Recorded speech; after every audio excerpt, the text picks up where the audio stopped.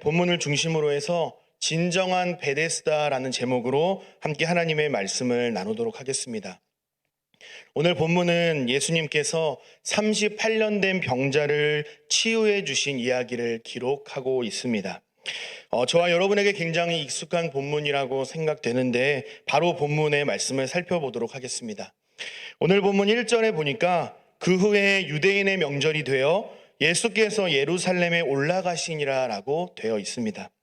그 후에 유대인의 명절이 되었다라고 기록을 하고 있는데, 예수님께서는 요한복음 2장에 기록된 가나의 혼인 잔치 이후에 가나에서 하나님께서 맡겨주신 사명을 잘 감당하시다가 이제 유대인의 명절을 지키시기 위해서 예루살렘으로 오신 것입니다. 이 유대인의 명절이 어떤 절기인지는 정확히 알 수가 없습니다. 9절, 10절에 안식일이다 라는 것 말고는 우리에게 주어진 정보가 없기 때문에 우리는 지금 구체적인 이 절기를 알 수는 없습니다. 유대인의 3대 절기라고 하죠. 유월절, 오순절, 초막절이 있습니다. 이 유월절, 오순절, 초막절 기간에 예루살렘으로 올라가 절기를 지켰던 것을 보면 이 세 가지 명절 중에 하나였다라고 우리는 짐작할 수가 있습니다. 분명한 것은 구약 성경에 기록되어 있듯이 유월절, 오순절, 초막절 이 3대 절기는요, 유대인들에게 굉장히 역사적인 의미를 갖고 있죠. 하나님의 언약 백성이 되었다라는 것을 감사하며 하나님께 영광을 돌리는 마치 축제의 자리였습니다.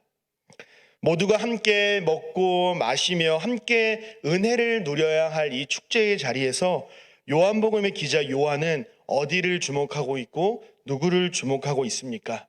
2절에 보니까 베데스다라는 연못을 주목하고 있다라고 말합니다. 여러분, 거기에는 어떤 사람들이 모여 있다라고 말합니까? 많은 병자와 맹인과 다리 저는 사람과 혈기 많은 사람들이 누워 있다라고 말합니다. 치료가 어려운 병에 걸린 불치병 환자들이 함께 모여 있다라고 말합니다. 그러니까 하나님께서 제정해 주신 이 축제의 자리에서 모두가 함께 모여 먹고 마시며 즐거워하고 함께 하나님의 은혜를 나누어야 하는 이 복된 자리에 함께 할 수 없는 소외된 사람들이 오늘 본문의 주인공으로 등장을 하고 있습니다. 소위 2류 인생, 3류 인생, 인생 실패자, 나고자 취급을 받았던 사람들이 주인공으로 등장을 하고 있습니다. 요한복음 9장에 보면 날 때부터 앞을 보지 못하는 맹인에 대해서 이것은 누구의 죄인지를 토론하는 장면이 나옵니다. 맹인으로 태어난 것이 저 사람의 죄입니까? 아니면 저 사람의 부모의 죄입니까? 이렇게 죄와 관련된 내용들이 오가는 것을 보면 이 당시에 맹인은 분명히 죄인 취급을 받았다라는 것을 우리는 알 수가 있습니다. 육신의 고통 때문에 힘들어요. 아픈 것도 서러워요. 공동체 안에 들어갈 수 없고요. 지금처럼 우리가 함께 모여 예배할 수도 없습니다.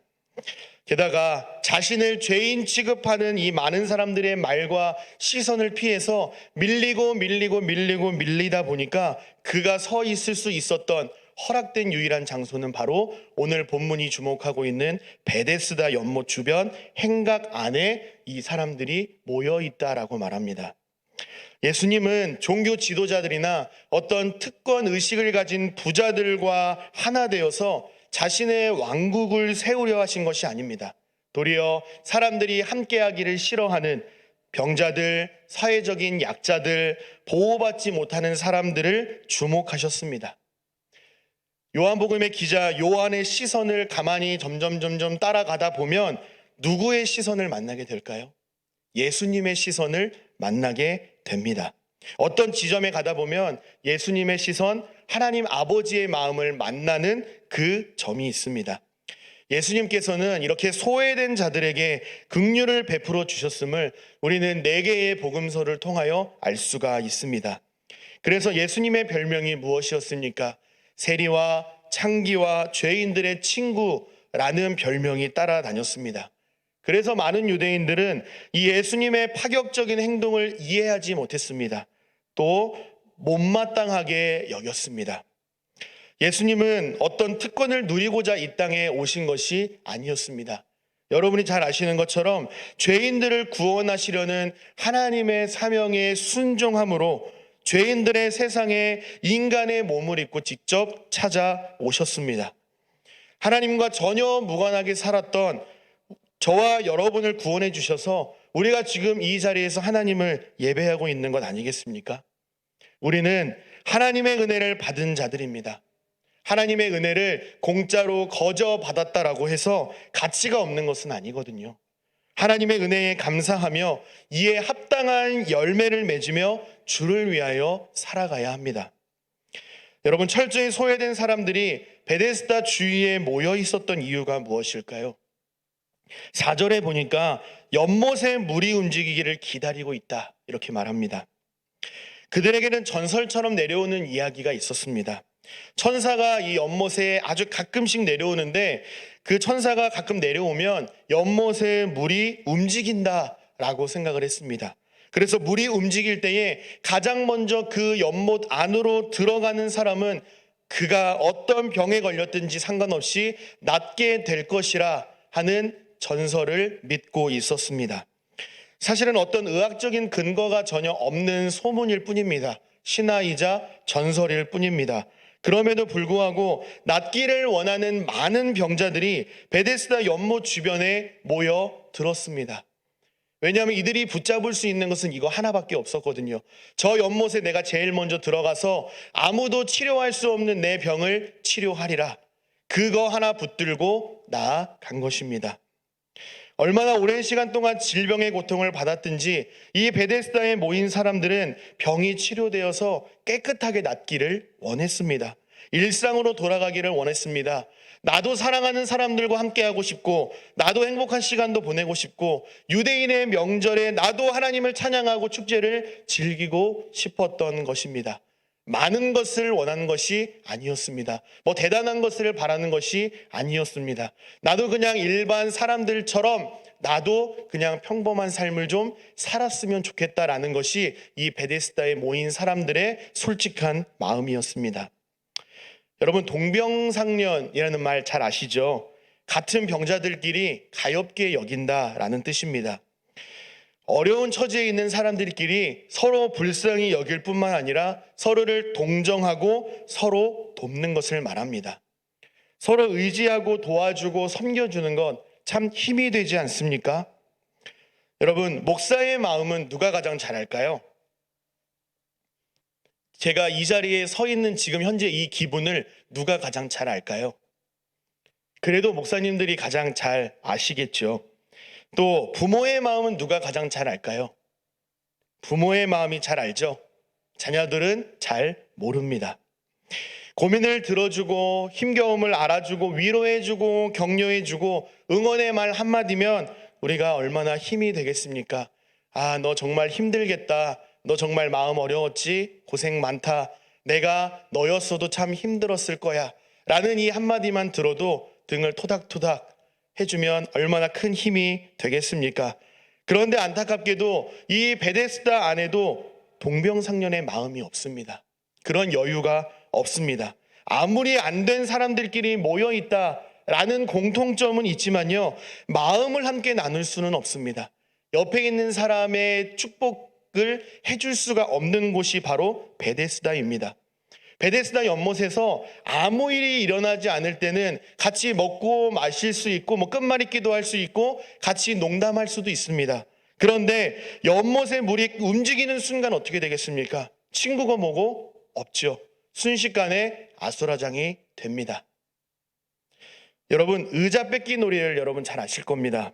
사람 수보다 의자 한 개를 더 적게 두고 신나는 음악에 맞춰서 뭐 춤도 추고 농담도 하고 웃기기도 하고 이렇게 농담도 주고받으면서 묘한 긴장감을 유지하죠. 그리고 서로의 눈치를 봅니다. 그리고 사회자의 호루라기 소리가 갑자기 삐 하고 울리면 어떻게 되죠? 의자를 잡기 위해서 너도 나도 달려들지 않습니까? 때로는 옷이 찢기기도 하고 누군가를 잡아 당기기도 하고 의자를 들고 내리고 온갖 난리를 치지 않습니까? 아마 베데스다의 모습도 이와 같이 않았는가라는 생각을 하게 됩니다. 동병상련, 친구, 섬김, 양보 그런 거 없습니다. 어제까지의 친구가 지금의 적이 될 수 있는 곳이 바로 베데스다입니다. 내가 옆에 있는 사람보다 먼저 의자에 앉아서 게임에 살아남을 수 있는 것처럼 물이 움직일 때 가장 먼저 저 연못에 들어가야 병고침을 받을 수 있다라고 믿었기 때문에 굉장히 잔인한 곳입니다. 여러분, 근데 재밌는 것은요, 베데스다라는 이 연못의 이름 뜻에 있습니다. 여러분, 이 베데스다의 뜻이 무엇인지 아십니까? 집이라는 뜻을 가진 히브리어 단어 베트와 여러분 헤세드라는 단어 많이 들어보셨죠? 은혜, 자비, 긍휼을 뜻하는 이 헤세드 두 개가 합쳐져서 베데스다 해서 베데스다가 된 겁니다. 그러니까 이 베데스다는요, 우리말로 하면 어떤 뜻이 있냐면 은혜의 집, 자비의 집, 긍휼의 집이라는 뜻입니다.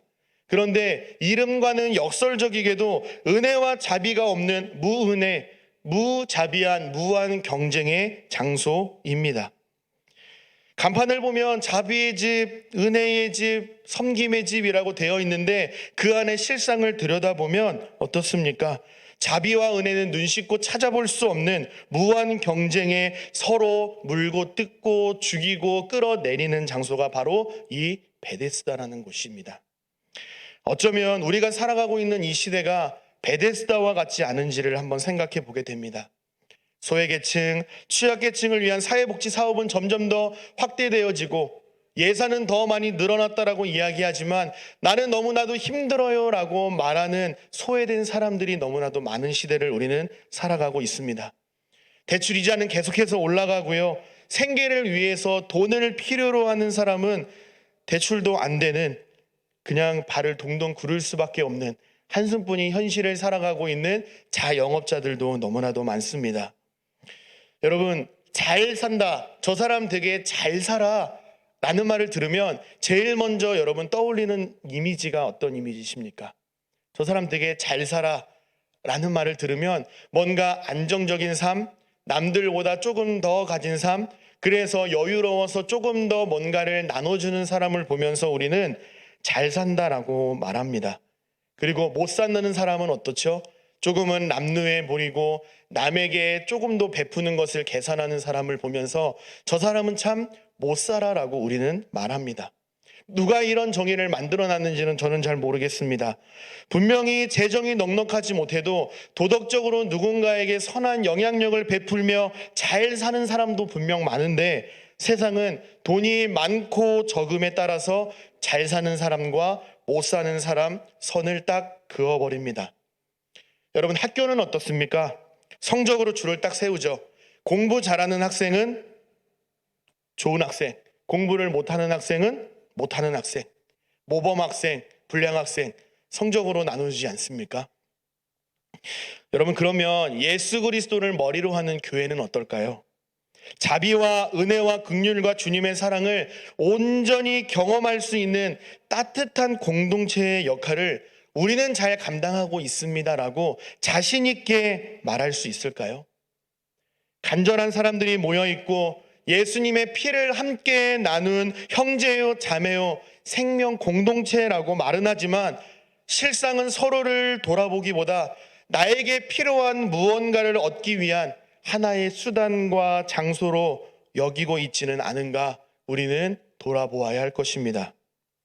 어쩌면 해가 뜨면 베데스다 연못에 모였다가 해가 지면 집으로 돌아가는 것처럼 어쩌면 의무감에 휩싸여서 우리도 어떤 회복과 위로와 은혜와 생명을 경험하지 못하고 나눠주지 못하고 받지 못하고 그냥 의무적으로 습관적으로 교회에 출석하는 데에 만족하는 겉과 소문만 번지르르한 종교 생활만 남아있는 것은 아닌지 돌아보고 돌이키고 회복되는 은혜가 우리 안에 가득 넘치기를 소망합니다. 베데스다에 어떤 사람들이 모여 있습니까? 베데스다에 가면 내 병이 나을 수 있대. 이렇게 하면 나을 수 있대. 소문만 무성하고 전해져 내려오는 이 신화 같은 이야기 하나라도 붙잡고 싶은 그 간절한 마음을 가진 그 사람이 시간과 마음과 정성을 온전히 쏟는 간절한 사람들이 모여 있는 곳입니다. 예수님은 이렇게 자랑할 것도 의지할 것도 하나 없는 소외된 자들을 주목하셨고 그들을 직접 찾아 오셨습니다. 나아가 진정한 복음이 무엇인지, 이들에게 무엇이 필요한지를 잘 아셨기 때문에 예수님은 그들에게 진정한 복음을 가르치시기로 마음 먹고 그들에게 다가가셨습니다. 여러분, 사실 우리도 그렇지 않습니까?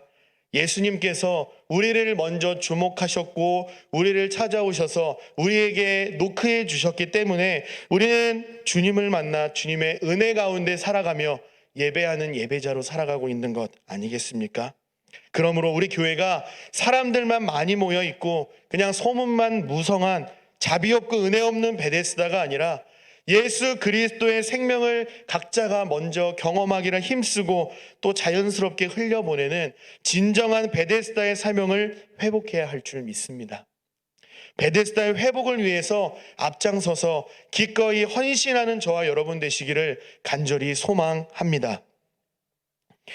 이제 예수님께서는 연못에 물이 움직일 때에 가장 먼저 들어가는 사람이 나음을 입게 되었다라는 전설만 붙들고 있는 사람들에게 참 복음의 메시지를 전해주십니다. 예수님께서는 어느 누구도 주목하지 않았던 38년 된 병자에게 찾아가셔서 이렇게 질문하십니다. 네가 낫고자 하느냐? 너 정말 병고침 받고 싶어? 라고 질문하시는 겁니다. 여러분, 38년 동안 중병을 앓았던 사람에게 네가 낫고자 하느냐? 너 그 병 나았으면 좋겠어? 라는 질문이 참 어리석다라는 생각이 들지 않으세요? 예수님 어떻게 이런 질문을 하실 수가 있지? 참 속도 없으시네 라는 생각을 여러분 하시지 않습니까? 아니면 이 사람이 38년 동안 아팠다라는 것을 모르시는 건 아니세요? 라고 반문할 수 있겠죠. 그러나 예수님은 그가 오랫동안 아팠다라는 것을 알고도 이렇게 질문하셨다라고 말씀을 합니다. 예수님께서는 이렇게 질문하신 분명한 의도가 있었습니다. 총 두 가지가 있는데, 너가 정말로 병 고침을 원하는지 그 마음의 간절함을 확인하는 것입니다. 동시에 내가 너의 병을 치료해 줄 수 있는 확실한 존재다. 그러니 불확실한 연못의 움직임에 마음 두지 말고 병을 진짜로 치료해 줄 수 있는 참 치료자이신 나 예수 그리스도만 믿고 신뢰하라라는 사실을 요구하신 것입니다. 그럼에도 불구하고 38년 된 병자는 치료자 예수님, 구원자 예수님을 만나고도 헛된 대답만 합니다. 7절에 보니까 진정한 치료자, 구원자가 되시는 예수님에 대하여 잘 모르는 눈치입니다. 아니요, 물이 움직일 때에 나를 못에 넣어주는 사람이 없다니까요. 누군가가 넣어만 줬으면 내가 나았는데 여기에 없었는데, 아니 나를 넣어주는 사람이 아무도 없어요. 다른 사람이 자꾸 먼저 들어간단 말이에요. 그러니까 당신이 나를 좀 연못에 제일 먼저 좀 던져주세요. 나를 좀 도와주세요 라고 말하고 있는 것입니다. 예수님을 만나고도 여전히 자기가 원하는 것, 자기가 경험했던 이 생각과 사고방식을 내려놓지 못하고 자신이 원하는 이 소망과 기대를 이루려고만 하는 어리석은 모습을 보여주고 있습니다. 우리 안에 하나님의 능력과 이 예수 그리스도의 십자가의 은혜가 희미해질 때 하나님이 아닌 내가 원하는 것을 우리는 붙잡을 수밖에 없습니다. 이것이 바로 죄인된 인간이 보여주는 죄의 한계입니다. 여러분, 우리가 어떤 문제를 딱 만났을 때 무엇을 붙잡는가, 무엇을 의지하고 어디에 마음을 두는가에 우리 믿음의 현 주소, 우리 믿음의 점수, 성숙도를 알 수 있는 하나의 방편이 될 수가 있습니다. 크고 작은 문제 앞에서 세상적인 것을 먼저 구하는가, 아니면 하나님 앞에 나와 기도하며 하나님의 인도하심을 구하는가, 여러분의 문제 앞에선 여러분의 모습을 돌아보시고 점검해 보시기를 바랍니다. 그리고 어떠한 문제를 만나든지 어떤 상황과 어떤 처지를 만나든지 하나님을 신뢰하는 저와 여러분 되시기를 축복합니다. 사랑하는 여러분, 세상은 우리를 달콤한 말로 유혹을 합니다. 거짓을 사실처럼 속입니다. 이 문제만 해결되면, 이것을 사면, 이 물건을 사면, 여기에 살면, 이 좋은 유명한 아파트에 살면 이것을 먹고 마시면, 그리고 여기에 가면 정말 행복한 인생을 살아갈 수 있을 것이라고 말합니다. 우리가 하나님이 아닌 세상적인 것을 선택하도록 유혹을 합니다. 그런데 이런 것들을 생각하면 어떻습니까?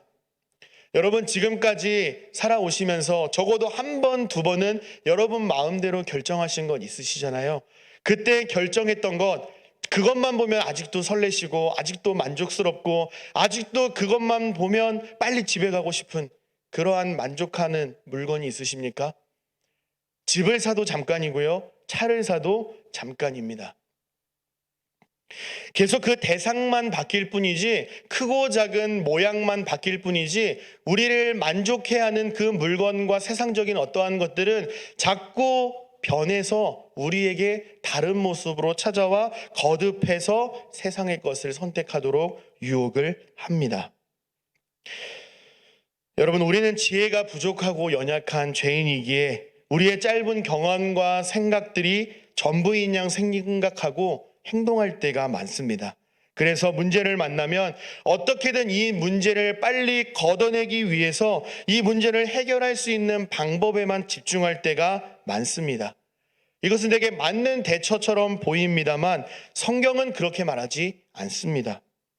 그가 누구든 지금까지 어떠한 삶을 살아왔든 어떤 문제와 어려움을 갖고 있든 상관없이 먼저 우리 주님을 만날 때 참 자유와 평안과 치유는 자연스럽게 딸려온다라고 말합니다. 그러니 우리가 살만한 보다 나은 삶을 살아가기 위해서는 우리는 어떻게 해야 할까요? 우리가 가지고 있는 이 문제들을 제거해 주십시오라고 우리의 필요를 먼저 구할 것이 아니라 우리 가족들, 자녀들, 우리 옆에 우리가 자주 만나는 사람들이 먼저 예수 그리스도에 대해 듣고 그를 믿고 그를 신뢰하며 살아갈 수 있도록 먼저 구원받은 우리가 책임감을 가지고 예수 그리스도를 전해 주어야 합니다. 그렇게 할 때에 세상이 줄 수 없는, 하나님께서만 우리에게 주실 수 있는 참 평안과 문제 해결이라는 영적인 복 또한 우리에게 주신다라는 사실을 우리는 기억해야 합니다. 8절에 보니까 예수님께서 38년 된 병자에게 명령을 하십니다. 어떤 명령을 하실까요? 그래, 연못이 움직이면 내가 제일 먼저 던져 넣어줄게 라고 말씀하지 않으셨습니다. 어떻게 말씀하셨습니까? 내 자리를 들고 걸어가라 라고 명령하십니다. 38년 된 병자뿐만 아니라 우리도 예상할 수 없었던 명령을 하십니다. 내 자리를 들고 걸어가라. 여러분, 예수님이 진정한 치료자가 되신다라고 하면 말씀으로도 치료할 수 있지 않습니까? 백부장의 그 하인을 치료하셨던 그 예수님은 분명히 말씀으로 치유하실 수도 있지 않겠습니까? 너 병 나아라 라고 하면 그 병만은 다 떠나갈 것입니다. 그러나 여러 가지 많은 선택지가 있는데 예수님은 왜 내 자리를 들고 걸어가라 라고 그것도 안식일에 명령을 하셨을까요? 내 자리를 들고 걸어가라 라고 말씀하셨더니 이 38년 된 병자가 어떻게 했습니까? 어떻게 됐습니까? 9절에 보니까 그 사람이 곧 나아서 자리를 들고 걸어가니라 라고 말씀합니다. 자리를 들고 걸어가라 라고 말씀하는데, 여러분, 제가 이해하기 쉽게 말씀을 드리겠습니다.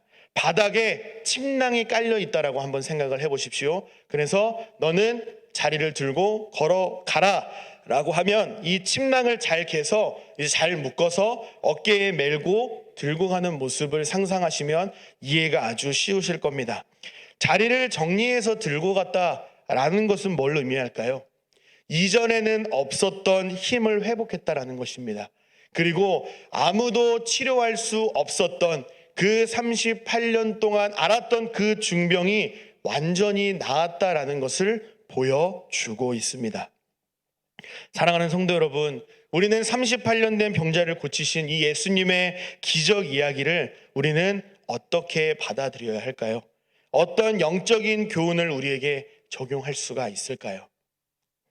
어느 누구도 해결해 줄 수 없었던, 연못의 물이 움직일 때에 제일 먼저 들어가면 나음을 입게 된다는 이 근거도 없는 신화에 사로잡혀 살았던 자가 어떻게 회복이 되었습니까? 명의를 만난 것이 아닙니다. 좋은 약, 신약을 만난 것도 아닙니다. 연못에 1등으로 들어가서 나음을 입은 것도 아니었습니다. 주님을 만났을 때 문제가 해결되었음을 우리는 본문을 통하여 확인을 하게 됩니다. 주님께서 우리에게 찾아오셔서 우리를 구원하셔서 하나님의 자녀 삼아 주신 것처럼 38년 전 병자에게도 찾아가셔서 아무도 찾지 않는 그를 주목하셨고 만나주셨고 온전케 하셨고 깨끗하게 고쳐주셨습니다. 할렐루야. 그러나 우리는 살아가면서 38년 된 병자와는 다른 사람이라고 생각하는 경향이 있습니다. 내가 아무리 그래도 그렇지, 아무리 죄인이고 연약한 자이긴 하지만 그래도 죄인 취급받는 이 정도로 내가 소외된 사람이 아니다라고 생각하는 경우가 간혹 있습니다. 여러분, 그러나 우리는요 38년 된 병자와는 크게 다르지 않은 동일한 사람입니다. 예수님이 아닌 나의 욕망을 이루기 위한 어리석은 생각에 사로잡혀 있을 때가 얼마나 많이 있습니까? 우리가 온갖 힘을 다하고 온갖 노력을 하고 세상 지혜를 다 동원한다라고 이야기하지만 현실의 벽에 가로막혀서 아무것도 할 수 없는 절망적인 순간을 경험하는 것이 한두 번이 아닐 것입니다. 아무리 노력하고 아무리 열심히 최선을 다해봐도 이 세상에는 안 되는 것들이 너무나도 많이 있다라는 것입니다. 하나님께 기도해도 안 되는 것들이 너무나도 많이 있다라는 것입니다. 제가 가끔 설교하면서도 늘 이야기하지만 저에게는 하나님께서 치유의 은사를 주셔서 기도할 때마다 제가 신방을 갈 때마다 즉각적으로 병이 낫는 그러한 은사를 좀 주셨으면 좋겠다라는 생각을 할 때가 너무나도 많이 있습니다.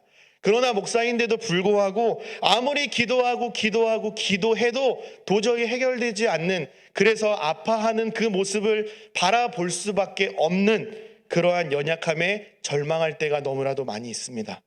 또 설교를 준비하면서도 마찬가지입니다. 아무리 본문을 들여다봐도 성도님들에게 꼭 필요한 적용의 말씀이 무엇인지 생각이 잘 안 날 때가 너무나도 많이 있습니다. 그래서 이 설교 원고를 들고 올라올 때마다 하나님 어떡하죠? 부족한데 어떡하죠? 라는 그러한 마음을 들고 올라올 때가 너무나도 많이 있습니다. 지금 이렇게 축제의 자리에서 함께 예배를 드리고 있는 저조차도 38년 된 병자와 같은 어려운 순간들을 순간순간마다 만납니다. 조그만 문턱을 넘은 것 같으면 또 그보다 큰 돌이 내 앞을 가로막는 것 같은 그러한 현실을 만날 때가 있습니다. 우리는요, 예수 그리스도가 우리의 인생의 정답이라는 것, 우리의 소망이 되신다는 것, 주님만을 신뢰하며 살아가야 한다는 것 너무나도 잘 알고 있습니다. 그런데 이 문을 나가서 진짜로 세상에서 그 현실적인 문제를 마주하게 되면요, 가끔은 정말로 예수 그리스도의 이름이 나에게 능력이 있는가? 정말 예수 그리스도의 능력이 있는 게 맞는가라는 의심이 들 정도로 세상은 너무나도 험하고 힘들 때가 너무나도 많이 있음을 보게 됩니다. 목회자인데도 불구하고 최근 2주 동안에 저는 이런 고민을 좀 많이 했습니다. 현실의 벽을 제대로 만났습니다. 제 마음대로 되지 않는, 결코 내 힘으로 해결할 수 없는 이 현실의 문제들 앞에서 답답함을 느끼기도 하고요, 차 안에서 아내와 함께 눈물을 흘린 적도 있습니다. 그러다 보니까 이 부르심에 대한 고민까지 할 정도로 준비하고 진행하는 모든 일마다 자꾸만 막혀버리는 겁니다. 그럴 때마다 마음이 툭툭 내려앉죠.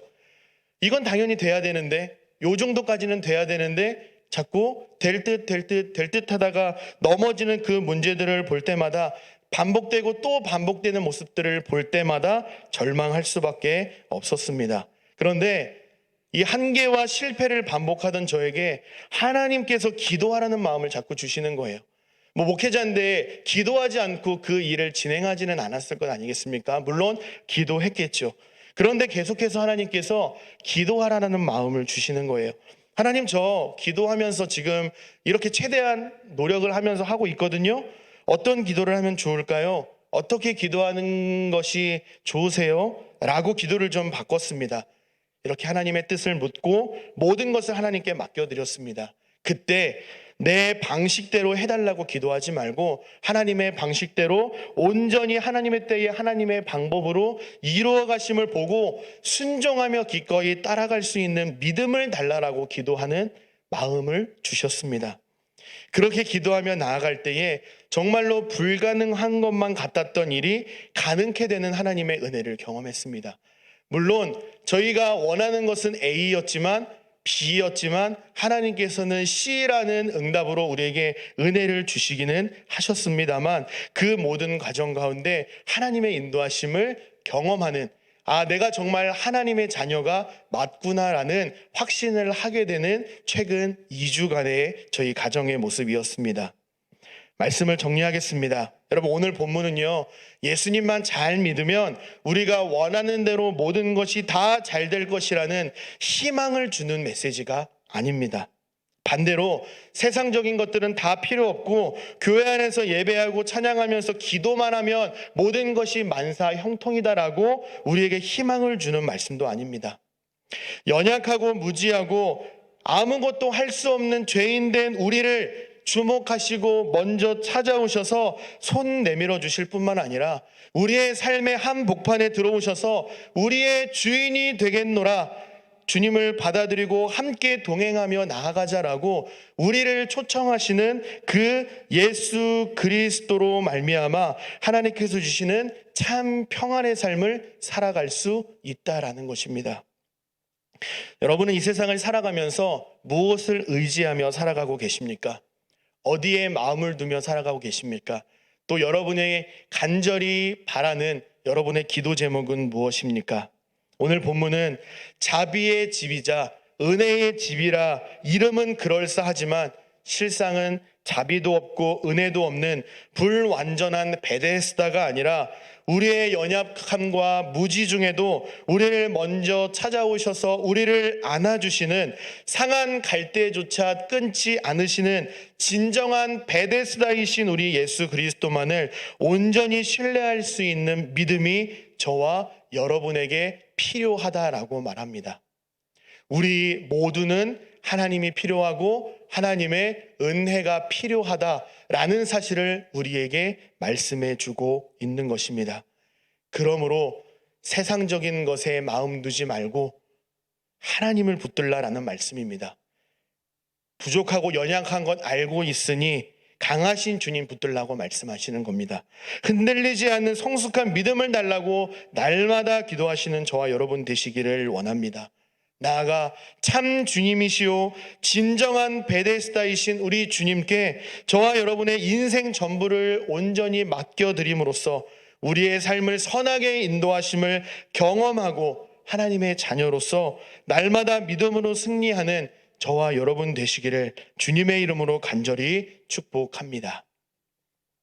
우리 오늘 하나님께서 주신 말씀 붙들고 함께 통성으로 기도하기를 원하는데요.